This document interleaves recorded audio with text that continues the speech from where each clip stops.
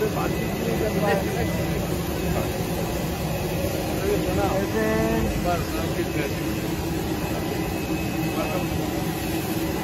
हम सोच रहे थे कि भूपेंद्र जी विदेश से आए और कैसे है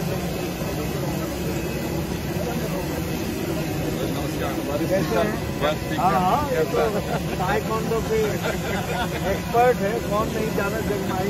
देखिए स्वागत है अमित सिंह। आपका स्वागत है। और जी ठीक ठाक देखा ठीक है। Ashok Singh single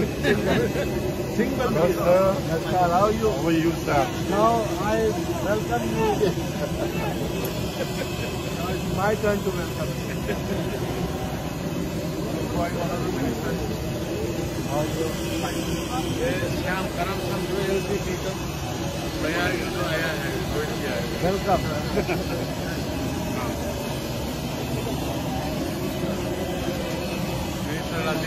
ji how you? Fine. और यहाँ ठंडक है, ठंडा ठंडा मौसम ठीक है। महाराज आपको बोल रहा हूँ महाराज जैसे ठीक है और हमको महाराज लेना चाहिए। हाँ ठीक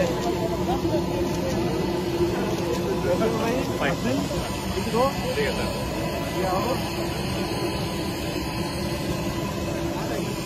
How are you? Fine, sir. Fine. ये हमारा वो नया और ये अभय सिंह जी महाराज जैसे